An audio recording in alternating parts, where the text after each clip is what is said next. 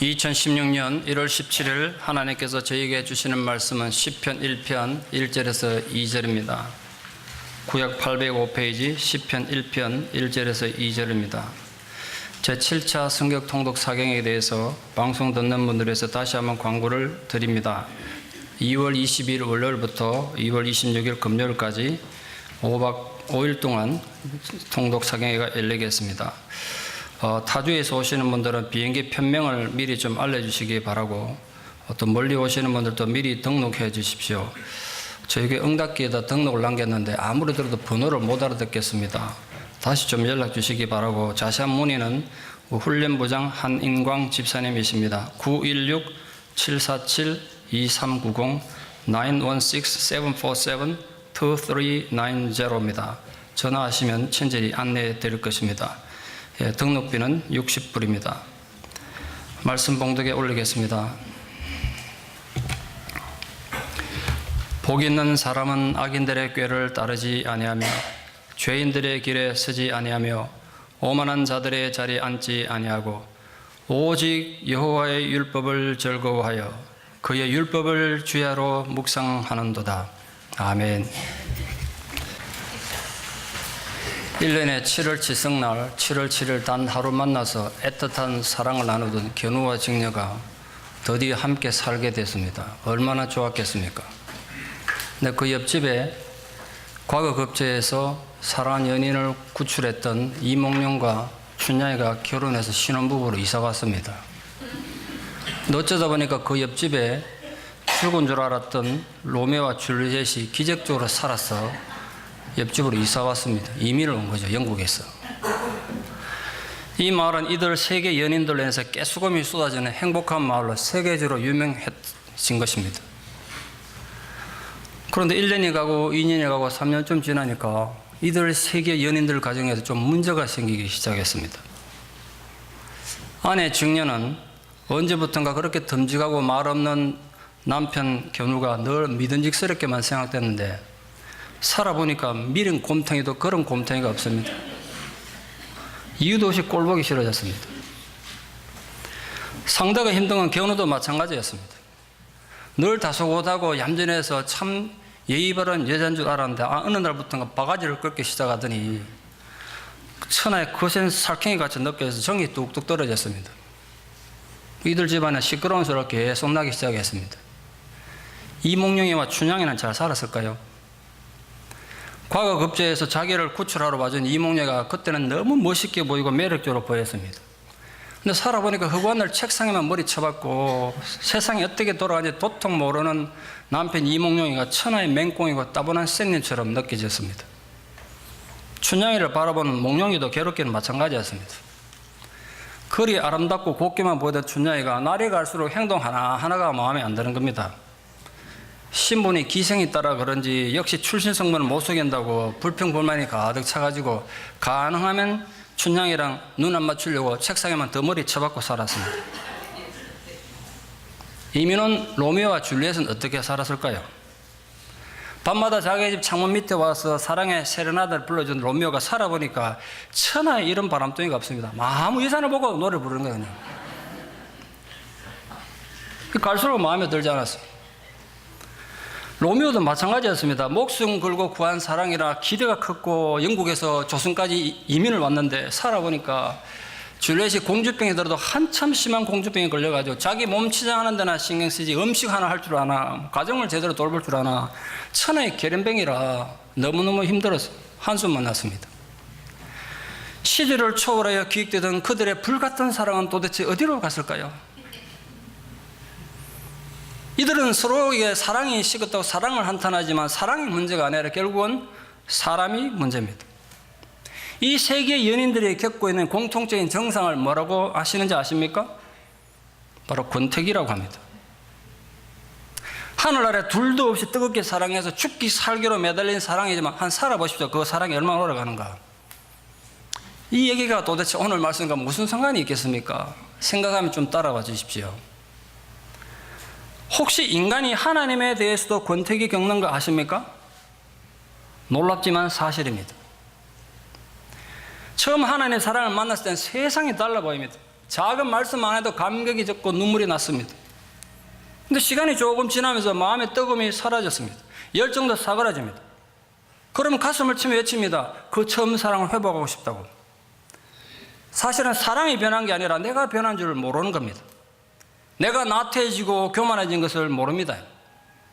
악인의 꾀를 따르지 말고 죄인의 길에 서지 말며 오만한 자리에 앉지 말라는 하나님의 말씀을 계속 어기면서 사랑 타령만 하는 함정에 빠지기 쉽습니다. 나는 문제가 없는데 하나님의 사랑이 희미해졌다는 겁니다. 여러분, 어찌 하나님의 사랑이 희미해질 수 있겠습니까? 어제나 오늘이나 변함없을 뿐 아니라 천년이 하루 같고 변함 없으시며 회전하는 그림자도 없으신 하나님의 사랑이 어찌 변하겠습니까? 문제는 하나님의 사랑이 아니라 하나님에 대한 내 자세가 변한 겁니다. 내 신앙하는 자세가 문제란 말이에요. 내 마음에 들면 은혜가 되고 마음에 들지 않으면 불평입니다. 복받으라 그러고 하나님이 너를 무조건 사랑한다 그러면 기분 좋은데 너희들 자세에 문제가 있다 회개하라 그러면 기분 나쁩니다. 지금은 내보고 회개하라고 하냐 그죠? 그리고 하나님에 대한 감정이 상합니다. 그러다 보니까 의식하지도 못한 채 자기 마음속에서 하나님의 사랑이 식어져 갔습니다. 진정으로 복 있는 자는 어떤 자입니까? 오늘 말씀이 우리에게 던져주는 교훈은 이것입니다. 세월이 아무리 흐를수록 하나님 앞에 영적으로 성숙한 사람이 되라. 영적으로 성숙한 사람이 된다면 뭘 말합니까? 따르지 말고 서지 않고 앉지 말아야 될 것을 잘 선택할 줄 아는 능력을 말합니다. 그때 인간이 진정으로 행복해진다는 겁니다. 문제는 우리들이 그럼 어떻게 악인들의 꾀를 따르지 않고 죄인들의 길을 서지 않으며 오만한 자의 자리에 앉지 않을 수 있느냐 말이에요. 지난주에 그게 얼마나 큰 복인지 배웠습니다. 어떻게 그게 가능할 수 있을까요? 우리 결심으로 됩니까? 우리 오기로 됩니까? 아니면 많은 지식으로 그게 가능합니까? 아니면 나이 들고 세상에 경험이 많이 쌓이면 가능합니까? 우리 경험상 이 모든 게 험한 것입니다. 우리가 진정으로 복 있는 사람이 되기 위해서는 오직 한 가지 방법, 한 가지 무기밖에 없다고 말씀하셨습니다. 오직이라고 했습니다. 다른 방법으로는 결국 복 있는 자가 될 수 없다는 말입니다. 단 한 가지 방법, 그게 바로 하나님 말씀에 대한 반응입니다. 하나님 말씀에 대한 자세와 반응이 인간의 진정한 행복의 기준이 됩니다. 하나님 말씀에 대한 올바른 반응이 없이 행복하기만을 꿈꾸는 것만큼 어리석은 일은 없습니다. 왜냐하면 인간은 애초에 하나님 말씀에 대한 올바른 반응 없이는 절대로 행복할 수 없도록 애초에 그렇게 창조됐기 때문에 그렇습니다. 그건 에덴 동산에서부터 그랬습니다. 태초의 인간 아담과 하와가 하나님 말씀에 순종하는데 실패하니까 모든 환경은 그대로였습니다. 하나님 창조한 보시기에 심히 아름다웠던 그대로였습니다만 이상하게도 그들 마음속엔 끔찍한 불행과 두려움과 수치스러움이 그들을 휘감아 돌았습니다. 그 마음이 도대체 어디서 왔겠습니까? 여호와 율법을 즐거워한다는 것은 하나님의 말씀에 대해 기쁨으로 반응하는 것입니다. 계속적으로 그 말씀과 관계를 맺으며 사는 것을 말합니다. 아울러서 하나님의 뜻을 또 깨닫고 기뻐하는 마음의 자세를 의미하는 것입니다. 여러분, 진리를 깨달았을 때 이거 희열을 아십니까? 수백 번도 더 읽고 이제는 눈을 감고 외울 정도 안 됐습니까? 이 시편 1편 눈을 감고도 외울 정도로 익숙해진 말씀인데 내가 꿈에도 상상하지 못했던 하나님 가르침을 깨달았을 때 그 환희와 희열, 이거는 설명할 수는 없습니다. 체험해 보셔야 합니다. 그때 진정한 즐거움이 내게 옵니다. 이 세상의 그 어떤 곳에서도 즐거움을 느낄 수 없었던, 어떤 즐거움으로 대체할 수 없는 감격과 기쁨이 진리를 깨닫는 그 깨달음 속에 옵니다. 세월이 아무리 지나도 여호와 율법, 하나님의 말씀 여전히 사랑하는 것, 그리고 그 말씀이 감격스러워서 밤낮으로 묵상하는 것, 그것이 인간이 지상에서 누릴 수 있는 최고의 진정한 복인 것입니다. 마치 사랑하는 연인의 편지를 받아서 그걸 읽고 또 읽고 또 자꾸 읽고 싶어지듯이 복 있는 사람은 여호와 율법을 즐거워한다는 거예요. 제가 군대 생활할 때 대전에서 대학 다니던 온 후임병이 하나 돌았는데 자기 예인이 보내준 편지를 코팅해가지고 이 호주머니에 넣어가지고 시도 때도 없이 꺼내보는 겁니다. 그 내가 그렇게 좋냐니까 좋대. 읽고 또 읽고 계속 읽더라고. 그걸 소중히 간수할 뿐 아니라 하루에 몇 번씩 꺼내 읽고 또 그랬습니다. 그 친구는 예인이 보내준 글을 너무나 사랑하고 즐거워했습니다. 여러분은 하나님 말씀을 얼마나 즐거워하십니까? 하나님 말씀을 사랑하는 것이 진정 복입니다. 왜 말씀을 즐거워하는 것이 우리에게 복이 되는지 그 이유를 좀 정리할 필요를 느낍니다. 무엇보다 중요한 건 첫 번째 이유, 하나님의 말씀은 모든 사람에게 공평하기 때문에 소중한 것입니다. 여러분, 세상은 절대로 공평하지 않습니다. 살아보니까 공평합니까? 세상은 애초에 절대로 공평하지 않습니다. 불공평해요. 요즘 한국에서는 금수저, 흙수저 논쟁이 한창입니다. 들어보셨죠, 많이들?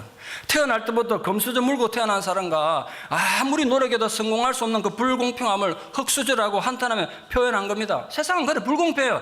그러나 하나님은 공평하십니다. 공평하신 하나님은 결코 사람을 차별하지 않으세요. 하나님의 공평하심의 가장 결정적인 증거가 바로 말씀입니다. 성경은 누가 읽어도 이건 나에게 주시는 말씀이구나 하고 받아들일 수 있단 말이에요. 또 아무리 높은 지위에 있는 사람이든 아무리 낮고 천한 위치에 있는 사람이든 누구에게나 영원한 약속을 발견할 수 있는 똑같은 기회가 말씀을 통해 주어져 있습니다. 여러분, 만약에 성경을 공부 많이 한 사람은 읽으면 이해되고 학교 문턱도 가보지 못해서 가나다라도 잘 모르는 사람 읽으면 이해 안 되는 말씀이라면 얼마나 불공평합니까? 근데 성경은 정말 놀랍습니다. PhD를 수십 개 가진 사람 읽어도 이해가 안 될 수도 있지만 학교 문턱도 가보지 못해서 읽으면 이해가 돼요. 그래서 공평한 거예요. 세상에서 신분여와 아무 관계없이 하나님의 말씀은 누구에게나 똑같은 생명의 약속을 주는 공평한 기회를 주었단 말이에요. 사람들에게 존경받는 인격자들뿐 아니라 세상에서 손가락질 받는 죄인들이 읽어도 자신을 위한 말씀이라고 위로받을 수 있는 기적의 말씀입니다. 그래서 여호와의 율법을 즐거워하는 것이 복입니다. 둘째로 하나님의 말씀은 우리 삶을 변화시키는 놀랍고도 확실한 파워를 가지고 있기에 말씀을 즐거워하는 것이 복입니다. 그 말씀의 능력으로 죽을 사람도 살리고 저주받을 사람도 구원을 얻게 한단 말이에요. 말씀의 능력으로 인생이 뒤바뀐 사람들 이야기는 역사 속에서 너무나 많지 않습니까? 제 짧은 목회 기간에도 말씀 때문에 인생이 바뀐 사람들 너무나 많이 만나봤습니다. 운명이 뒤바뀐 사람들 지금도 만나고 있습니다. 그래서 저는 자신 있게 말할 수 있습니다. 하나님의 말씀은 인간의 운명을 바꾸는 파워가 있습니다. 복 있는 사람은 말씀에 대해 아는 자를 말하는 게 아닙니다. 여러분, 말씀에 대해서 많이 안다고 의미가 바뀌는 거 아니에요. 그 말씀의 파워를 체험해서 자기 삶이 변화된 경험을 가진 사람이 복 있는 사람입니다. 저는 여러분이 말씀에 대해서, 성경에 대해서 얼마나 지식이 있고 얼마나 많이 아느냐 아무 관심 없습니다. 여러분 머릿속에 성경이 다 들어가 있고 줄줄 외워도 저는 아무 관심 없어요. 제 관심은 그 말씀으로 해서 당신의 삶이 얼마나 변화되냐 이거야. 삶이 변화되지 않으면서 말씀을 이론적으로만 알게 되면 인간은 필연적으로 교만해지고 스스로 파멸하게 되어 있습니다. 그런 예도 수없이 많습니다. 진정 여러분은 말씀으로 인해서 여러분 삶의 터닝포인트, 대전환을 경험해 보셨습니까? 그 사람은 복 있는 사람입니다. 누구든지 하나님의 말씀을 통해서 하나님을 만나게 되지 않습니까? 영원한 세계가 그때 말씀 속에서 보이고 느껴지기 시작합니다. 그의 영혼 속에 영원한 하나님의 생명이 나타나게 된단 말이에요. 그래서 말씀은 인생을 근본적으로 변화시킬 수 있는 부정할 수 없는 영혼의 에너지입니다. 그래서 말씀을 사랑하는 자가 복이 있는 것입니다. 세 번째로 하나님의 말씀은 우리 소망의 근거가 됩니다. 모든 삶의 근거가 돼요. 아무리 힘들고 어려울 때도 말씀을 읽으면 거기서 우리가 힘을 얻지 않습니까? 우리에게 위로를 줍니다. 소망을 준다고요. 무너진 자들을 다시 일어서게 합니다. 다시 용기 있게 걸어가게 한답니다. 다시 꿈을 갖게 한단 말이에요. 한 개인의 삶도 한 나라의 운명도 하나님의 말씀에 반응하는 그 자세에 달려 있습니다. 빅토리아 여왕은 아시다시피 영국 역사상 가장 위대한 황금 시대를 이루었던 훌륭한 군주로 알려져 있습니다. 한 번은 아프리카 우간다 왕이 영국을 둘러보고는 이 왕국의 강함에 감탄해서 여왕폐 어떻게 이 나라를 이렇게 부강한 나라로 만들었습니까? 원인을 물었습니다. 그때 빅토리아 여왕이 낡은 성경책 한 권을 탁자에 탁 올려놓으면서 이렇게 말했습니다. 우리는 이 책을 기초로 하여 그 위에 나라를 세웠습니다. 그게 말씀의 능력이에요. 그 말씀을 왜 삼하지 않으시겠습니까? 네 번째로 하나님의 말씀은 우리 영혼의 거울입니다. 그 거울 들여다보면서 거기에 비친 내 모습을 점검하는 거예요. 내가 나를 모르잖아요. 어떻게 알겠어요? 근데 말씀은 우리 양심을 일깨워주고 나를 알게 하고 내 죄를 깨닫게 해준단 말이에요. 그때 정말 놀란 인간의 궤도 수정이 일어나는 거 아니겠습니까?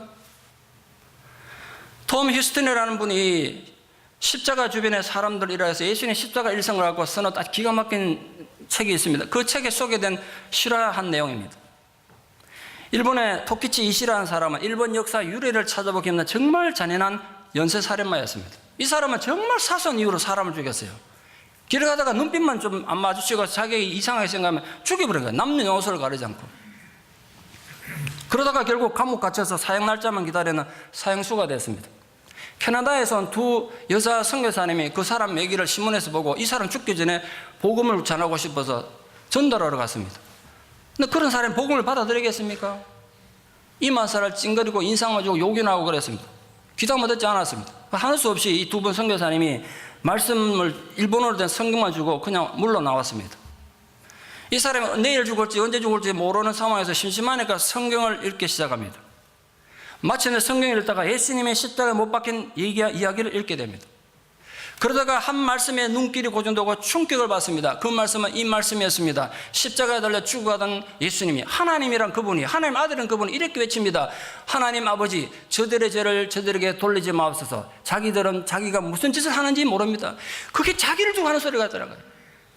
그게 심장에 확 꽂혔습니다.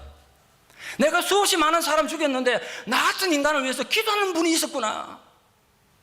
거기서 충격받았습니다. 그런 당시 상황에 대해서 이렇게 죽기 전에 간증을 남겼습니다. 나는 그 구절에 멈추었습니다. 마치 내 심장을 17cm나 18cm쯤 되는 긴 못이 와서 박히는 것처럼 마음이 아팠습니다.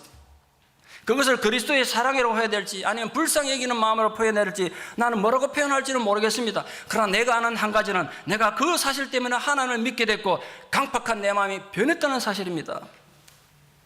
나중에 그를 사형시키기 위해서 형장을 끌고 가기 위해서 간수 들어오면서 걱정이 많았습니다. 이 흉악한 살인마가 얼마나 발악을 할지 걱정을 하면서 왔는데 그 흉악한 살인마 잔인한 인간이 아니라 얼굴에 광채가 나는 웃음 띤 한 사람을 발견하고 놀랬다는 거예요. 이거 책에 나온단 말이에요. 살인마 토키치 이시는 인간적으로 보면 연쇄살인마이고 흉악한 사형수였지만 말씀이 그 우리에 대해서 자신을 비추었을 때 그에게는 엄청난 인생의 궤도수정이 일어난 것입니다. 세상의 기준으로는 정말 추악한 범죄자였지만 여호와의 율법을 사랑하는 복 있는 사람으로 생을 마감한 줄 믿습니다. 왜 하나님 말씀을 사모하는 것이 복이 되는지 극명하게 보여주는 이유가 아니겠습니까? 그 사건이 아니겠냐 말이에요. 이런 극단적인 사건은 너무나 많습니다. 여호와 율법을 즐거워하고 그 율법을 주야로 묵상하면 죄를 깨닫게 되고 회개하게 되고 양심이 살아나서 영혼이 새로워지는 복을 누리는 사람이 된다는 말이에요. 마지막 다섯 번째로 하나님의 말씀은 우리를 하여금 승리하게 합니다. 세상에서 이기게 합니다. 우리 인생은 좀 극단적인 표현에서 하루하루 삶이 전쟁 아닙니까? 투쟁 아니냐 말이에요. 몸이 불편하신 분들은 아픔으로 해서 전쟁입니다. 마음이 아픈 사람들은 마음이 아픈 것 때문에 전쟁입니다. 원만하지 못한 인간관계라는 전쟁일 뿐 아니라 돈 때문에, 자식 문제 때문에, 사업 때문에 날마다 사는 게 전쟁 아닙니까? 이 전쟁에서 우리가 승리하기 위해서는 성령이 곧 하나님 말씀으로 강건하게 무장되어야 하는 것입니다. 우리는 말씀의 힘으로 어떤 적과도 싸워서 이겨낼 수 있습니다. 하나님 말씀이 우리 속에 있으면 우리는 어떤 절망 가운데서도 얼마든지 승리할 수가 있습니다. 링컨은 항상 이런 말을 했습니다. 나는 성경을 하나님께서 천지 창조 이래 인류에게 주신 최상의 선물이라고 믿습니다. 구세주를 통한 모든 선하고 좋은 것이 이 책을 통해서 우리에게 전달되었습니다. 그리고 성경을 늘 가까이 두고 백악관을 기도실을 만들었다는 거 아닙니까? 요약하면 복된 사람이란 하나님 말씀을 즐거워하는 데 자신의 삶의 뿌리를 내리는 사람입니다. 사람의 마음은 말입니다. 좋은 것으로 채워지지 않으면 그냥 있는 게 아닙니다. 인간의 마음은 절대로 허공의 상태로, 진공의 상태로 있을 수 없어요. 내 마음이 좋은 것으로 채워지지 않으면 반드시 허탈감과 절망으로 악한 것으로 채워지게 돼 있어요. 무엇으로 채우느냐? 내가 선택하는 거예요. 하나님 말씀을 즐거워하면 온갖 삶의 지혜를 얻고 그것으로 내 마음을 채우겠죠. 그러므로 그 말씀을 사랑하는 자가 복이 있을 수밖에 없지 않겠습니까? 그런데 더욱 중요한 것은 이 말씀을 즐거워할 뿐 아니라 주야로 묵상하는 삶을 살아야 합니다.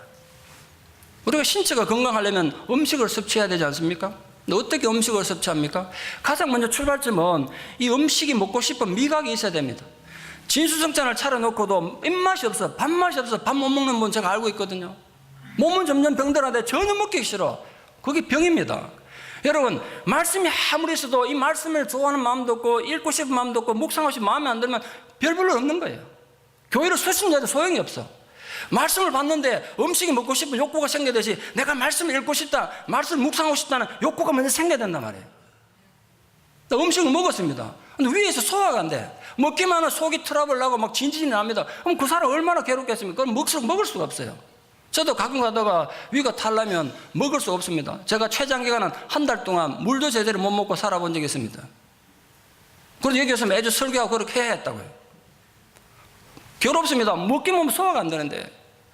먹어서 소화가 잘 돼야 합니다. 소화가 된 것이 장에 내려가서 그게 또 영양분이 흡수돼 가지고 신체 각 기관으로 필요한 영양소를 보냄으로써 인간의 건강을 유지할 수 있지 않습니까? 영적으로도 마찬가지라. 영적으로도 이 말씀이 내게 돌아와 가지고 내 삶의 귀한 영양소로 바뀌는 것을 묵상이라고 합니다. 여러분 잘 들으십시오. 여러분이 귀로 아무리 좋은 말씀 듣고 눈으로 세상에 가장 은혜되는 말씀을 읽었다고 해서 그게 다 내 것이 되는 건 절대로 아닙니다. 여러분 말씀 많이 듣고 좋은 신앙서적 읽고 성경 많이 읽었다고 해서 내 것이 되는 것이 아니에요. 그 말씀이 나의 것이 되고 내게 영적인 힘을 공급하는 영양소, 영적 영양소가 되려면 반드시 묵상의 과정을 통해야 합니다. 묵상이란 단순히 하나님의 말씀을 듣고 읽는 것뿐만 아니라 늘 되새기면서 소화해서 자기 삶 속에서 실천하는 걸 말합니다. 즉 말씀이 내 영혼과 삶에 깊이 스며드는 걸 말하는 거예요. 현대인들을 표현하는 여러 가지 특징이 있습니다. 현대인들. 근데 가장 극적인 특징이 하나 있습니다. 현대인들은 더 이상 하나님을 두려워하지 않습니다. 교회 다니는 사람이든 안 다니는 사람이든 특징이 하나님 두려워하지 않습니다. 요즘 누가 하나님 두려워합니까? 오늘날 많은 사람들이 부정한 일을 마음대로 행하면서 두려워할 줄 모르는 이유가 뭡니까? 새빨간 거짓말로 사람들을 선동하고 그것도 모자라서 온갖 유언비어로 하나님 공동체를 어지럽게 만들고도 부끄러움조차 없는 이유가 뭘까요? 이유는 하나입니다. 내게 하나님이 없기 때문입니다. 하나님이 보이지 않기 때문에. 하나님이 보이지 않으니까 하나님의 말씀도 우습게 생각합니다. 말씀을 알지만 이론적으로만 압니다. 내 지식을 나타내는 똑똑한 거 표현하는데 그냥 성경을 사용할 뿐이지 성경을 믿는 사람이 아닙니다. 그러다 보니까 능히 하나님도 속일 수 있다고 생각한 겁니다. 그 모든 이유가 묵상하는 신앙의 기능을 잃어버렸기 때문입니다. 여러분은 어떻습니까? 개인도 국가도 하나님의 눈을 피해서는 잠시도 존재할 수 없습니다. 저는 이걸 알기 때문에 정말 두려운 마음으로 삽니다. 설교하는 이 순간도 정말 두려운 마음으로 전합니다. 하나님을 속일 수 없기 때문이에요. 모세는 보이지 않는 하나님을 눈으로 보는 것 같이 두려운 마음으로 섬긴다고 고백했습니다. 그렇게 하나님의 존재를 인정하는 영혼의 자기 반성 회개가 바로 묵상입니다. 묵상한 우리에게 분별하는 힘을 키워줍니다. 묵상한 우리 자신이 어떤 사람인지를 알게 해줍니다. 우리는 묵상을 통해서 내 마음이 선한지 악한지 분별할 수 있습니다. 어찌 우리가 우리 자신을 알겠어요? 누가 얘기해 준다고 이해되냐 말이에요. 우리가 우리를 몰라요. 하나님 앞에 정말 깊은 묵상을 통해서 내 문제가 뭔지 그때 알게 된단 말이에요. 묵상을 통해서 우리는 우리 마음속에 어떤 생각들이 들어있는지를 선명하게 보게 됩니다. 그래서 묵상하는 힘이 복인 것입니다. 사도행전 17장에 보면 베레아 사람들은 마음이 열린 사람들이라 주야로 말씀을 묵상하는 자들이라고 기록되어 있습니다. 현대 위기 상황을 헤쳐나갈 수 있는 가장 중요한 자세도 바로 그 열린 마음으로 말씀을 묵상하는 것입니다. 혹시나 높아심에서 하나님의 말씀을 대하는 우리 자세에 대해서 한 말씀 이 시간을 빌어 드리고자 합니다. 여러분 싫든 좋든 은혜가 되고 안 되고 둘째치고 매주 아담 이후로 이 지상에 존재하지 않았던 새로운 말씀을 설교로 듣습니다. 은혜 되고 안 되고는 둘째 문제고 어떤 책으로도 출판된 적도 없고 어떤 강단에서도 설교된 적이 없는 전혀 새로운 말씀을 매주 듣습니다. 그걸 지난 10년간 해왔습니다. 해 아래 새 것이 없다고 제가 그동안 공부했던 것들 읽었던 수많은 책들이 내 의식 속에 녹아들어서 표현될 수도 있겠죠. 그래서 여러분 혹시나 어디서 읽었거나 들은 말씀이라고 생각될 수도 있습니다. 인정합니다. 그러나 기본적인 틀은 뼈를 깎는 묵상의 시간들을 통해서 하나님께서 지금 이 시간 우리에게 필요한 말씀을 주신 것입니다. 그리고 10년 세월이 지났습니다. 어떤 분들은 10년을 하루같이 가슴을 치는 말씀을 주시는 걸 들으면 날마다 기적이라고 생각한다는 분도 계세요. 그러나 10년 말씀 듣다 보면 권태기가 올 수도 있지 않겠습니까? 아까 설교서도에 말씀드린 세기의 사랑들이 겪는 권태기를 생각해 보십시오. 아무리 대단한 사랑도 18개월을 고비로 사랑은 작동되지 않고 권태기가 시작된다고 제가 가정사역 배울 때 배웠습니다. 인간의 사랑의 유효기간은 불과 18개월밖에 안 됩니다. 그러니까 여러분 부부가 싸우는 거 이상한 게 아니에요. 정상이에요. 18개월이 지나도 계속 사랑으로 살면 심장마비 걸릴 수 있습니다. 싸워야 돼요. 그 인간의 한계는 어떻게 해요? 권태기란 상대방에게 인격적으로 문제가 있어서 생기는 것이 아닙니다. 이제 익숙해진 거예요. 그러니까 익숙함이 예의와 도리를 무시하게 되면서부터 생기는 인격의 부작용입니다. 결국 권태기는 상대방의 문제가 아니라 상대방을 대하는 자신의 기본적인 인격에 문제가 있다는 걸 증명하는 것입니다. 부부간에만 권태기가 있는 거 아닙니다. 모든 인간관계에 권태기가 있습니다. 그러니 말씀을 듣는 성도들도 마찬가지가 아닐까 하고 언뜻 생각을 제가 묵상하다 생각해 본 거죠. 보통 3년이 기한입니다. 3년쯤 지나면 성도들 권태기를 느낀다고 합니다. 근데 저는 지금 무려 10년이 지났으니까 권태기를 넘어서 몸살이 날 수도 있겠다는 생각이 든 거죠. 그때 잘 생각하고 주의하십시오. 하나님 말씀을 사모하고 사랑하는 마음에는 권태기가 없습니다. 왜? 그것이 생명의 말씀이기 때문입니다. 문제는 하나님의 말씀에 있는 것이 아니라 그 말씀에 대한 내 자세에 있는 것입니다. 그런 신앙의 권태기에 빠지지 않고 진정으로 복 있는 자가 되기 위한 근본적인 지혜를 오늘 본문에서 가르치고 있습니다. 오직입니다. 오직이에요. 여러분, 하나님 말씀에 대한 사랑을 잃어버리지 마십시오. 어디서 그 처음 사랑을 잃어버렸는지 깊이 묵상하고 되찾아야 합니다. 여러분 자신이 찾으셔야 돼요. 누가 대신 해줄 수 없습니다. 부부간에도 대신 해줄 수 없어요. 여러분 마음속에서 잃어버려간 하나님에 대한 권태기를 회복하시고 사랑을 되찾으셔야 돼요. 하나님이 변한 것도 아니고 말씀이 변한 건 절대로 아니에요. 여호와 율법을 즐거워한다는 것은 하나님을 내면적으로 깊이 사랑하고 사모한다는 뜻입니다. 그 사랑의 마음이 사라진 것이 모든 영적 침체의 근본 원인입니다. 여러분이 아무리 세월을 탓하고 교회를 탓하고 옆에 있는 성도를 탓해 보십시오. 그게 내 믿음을 회복시킵니까? 하나님에 대한 내 사랑이 되살아납니까? 절대로 그렇지 않습니다. 하나님의 사랑이 죽은 것은 내 마음이지 세상도 아니고 교회도 아니고 옆에 있는 성도 탓도 아니란 말이에요. 하나님의 사랑이 죽어버린 건 내 마음이지. 성도가 하나님을 깊이 사랑할 때 그 말씀을 대하는 시간이 늘 즐거울 것입니다. 예수님께서도 너희가 나를 사랑한 즉 나의 계명을 지키리라고 말씀하셨습니다. 하나님 말씀은 인간의 각오와 오기로 지킬 수 있는 것이 아닙니다. 오직 하나님에 대한 사랑이 있을 때만 지킬 수 있습니다. 말씀에 대한 올바른 순종도 없고 실천도 없으면서 입으로만 그럴듯하게 주장하는 건 결국은 하나님에 대한 사랑이 없다는 증거 아니겠습니까? 왜 하나님 말씀을 날마다 묵상하는 것이 복입니까? 인간이 악인의 길을 떠나고 오만한 자리를 벗어났다고 해서 저절로 행복해지는 존재가 결코 아니기 때문에 그렇습니다. 악을 벗어나는 것은 단지 하나님이 주신 복을 얻기 위한 준비 과정에 불과해요. 근데 거기서 많이들 멈춰버려요. 아니란 말이에요. 단순히 착하게 산다고 인간이 행복해질 수 없는 이유는 여기 있습니다. 우리가 아무리 악을 버리고 착하게 살아도 내 심령이 말씀의 감격으로 채워지지 않으면 인간은 결코 행복을 느낄 수 없는 영적인 존재입니다.